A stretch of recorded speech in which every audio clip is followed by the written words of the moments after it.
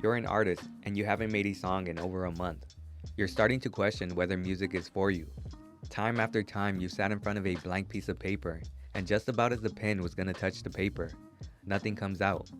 So you think to yourself, damn, this creative block is kicking my ass. So you open up Google to search for answers, and every article tells you the same thing. Take a break.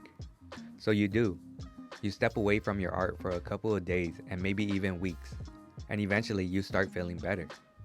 So you sit right back down in front of that blank piece of paper, and again, nothing comes out. And that's because you don't have creative block. Creative block is actually just a myth. The real problem you're facing is your perfectionism. You want your art to be so perfect that you're not willing to take a risk by writing down anything. And when you don't create anything, you won't have any evidence to prove to yourself that you are an artist. And this is gonna lead to more pressure and stress. But lucky you, I'm here to help, and I have the simple solution to help you overcome your perfectionism. You ready for it? You have to make bad art. And before you click away, listen to these 3 reasons why making bad art is the key to your artistic success. Number 1, bad art helps you defeat your number 1 enemy. The scariest thing for an artist to face is a blank piece of paper. It's one of the main reasons why you procrastinate. You just don't know where to start. So you wait for inspiration or until you're in the mood to create. And hours pass, days, weeks, and that piece of paper, still blank. Then doubt starts to creep in. You question whether you're an artist or not. You've wasted so much time waiting and now you feel like shit. All because you needed your art to be perfect. You put so much pressure on yourself that it literally paralyzed you. And that's where making bad art helps. It gets you started. It puts that first word down on that blank page and you finally have something to work with. Even if that first line completely sucks, it's better than nothing. Some artists wait forever and never start. They never took the risk of making bad art because they were too scared to fail. Don't be that artist that lives a life of regret because you were too scared to put anything down on that paper. Number 2, bad art helps you embrace failure.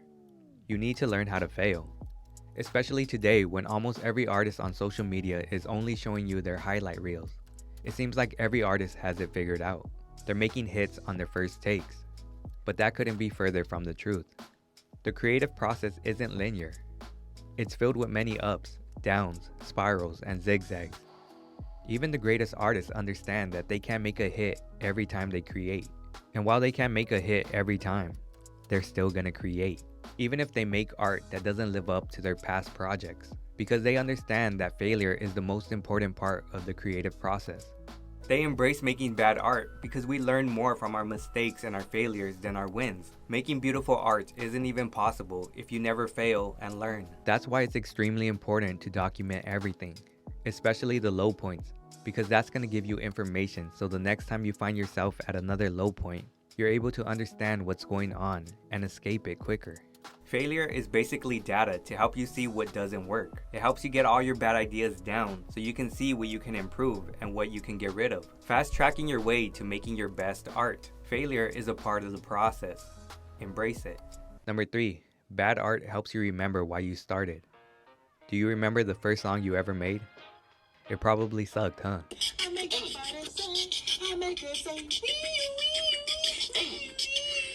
But do you remember how much fun you had making it? Oftentimes when we try and turn our creative passions into a career, fun seems to disappear. Deadlines start approaching. Thoughts about going viral and how much money you can make start to enter your mind. You forget why you started creating, which was to have fun while expressing yourself. But I understand, you might have pressure from your parents to get a real job, or bills start stacking up, so it's easy to forget why you started. However, you can bring back that feeling by making bad art. When you create with no expectations, like going viral, you become free. You feel like a kid again. You remember how much fun you had just to goof around, make mistakes, laugh at them, but continue to create. I believe it's during our times of play that we create our best work, because we're not judging ourselves, and we're not overthinking. We're just having fun. Making bad art is the missing ingredient you've been looking for that will help you elevate your creative process, because it helps you defeat your perfectionism, which helps you overcome your creative block. And once you remove that block on your path, you have a clear vision to where you need to go. Thank you for watching, and don't forget to make art or die.